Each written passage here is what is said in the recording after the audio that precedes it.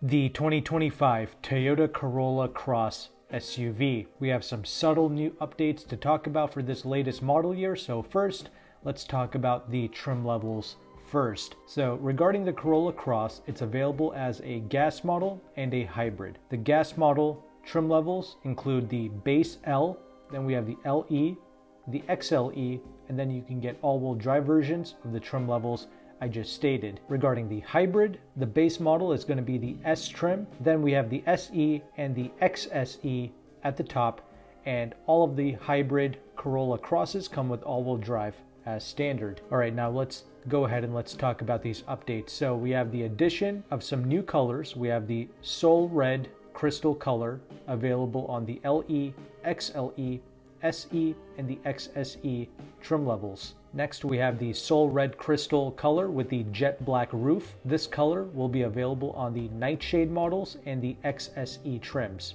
And on the same trim levels that I just mentioned, you can also get the Wind Chill Pearl color with the jet black roof as well. And all trim levels get black painted mirror caps and a black painted shark fin antenna as well. Except when you go with the L and the S base models, you get the matte black color. The LE, XLE, SE, and the XSE get the gloss black mirror caps and the shark fin antenna. Next up, regarding the badges, they have moved the all-wheel drive and the HEV badges to the back, and the Acidic Blast exterior color has now been discontinued, which was like that nice bright yellow color. You can no longer get that. And the Macadamia color Softex interior, that's also been discontinued for the 2025 Corolla Cross. Now we do have the official pricing here, and prices have gone up by $425 across the board compared to the 2024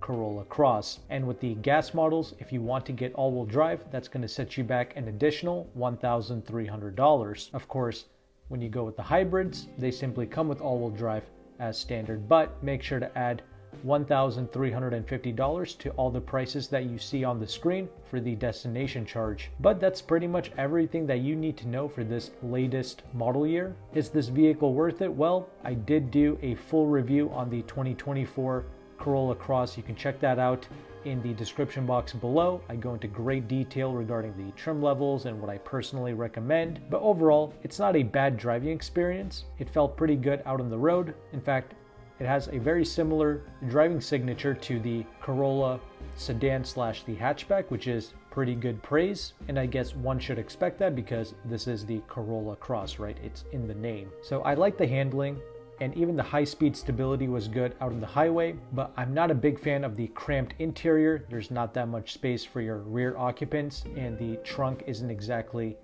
very lavish either. But these SUVs, they are supposed to get pretty good fuel economy whether you go with the pure gas model or the hybrid, and that's a big pro compared to one of its rivals, the Honda HR-V. The Honda is a lot more practical on the inside. You have a lot more rear legroom and a much larger trunk, but the HR-V struggles when it comes to real-world fuel economy, which the Toyotas simply ace. The gas models, whether you go with the front-wheel drive or the all-wheel drive, is estimated to get 32 combined mpg according to Toyota, and when you go with the hybrid, you're supposed to get an estimated 42 mpgs combined. But it's not just the better fuel economy.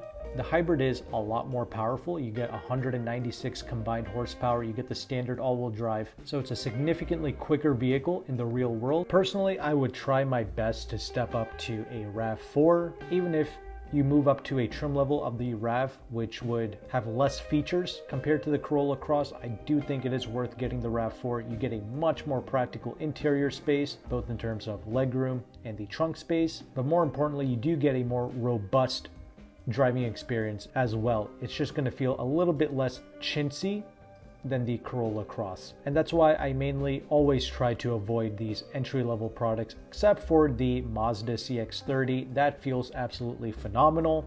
Mazda never skimps out on the driving experience, no matter which trim level you go with, and really no matter what model you go with in the lineup. The entry-level stuff, the top of the line products, they all feel great to drive. So I'm personally a big Mazda fan, but this Corolla Cross is okay if you get it at a good price. I do know that a broker named Jim does offer discounts on the Corolla Cross, but he does charge a broker fee. But he did say that if you text him and you mention my channel, Meyn Motor Group, he will take some money off of his broker fee. He's located in both Pennsylvania and in California, and he's able to ship nationwide. But once again, keep in mind the shipping costs and the broker fee, that's both going to eat into your discounts. But just wanted to let you know, Jim does offer discounts on the Corolla Cross, and that definitely helps the Corolla Cross to be a more viable choice for you and your family.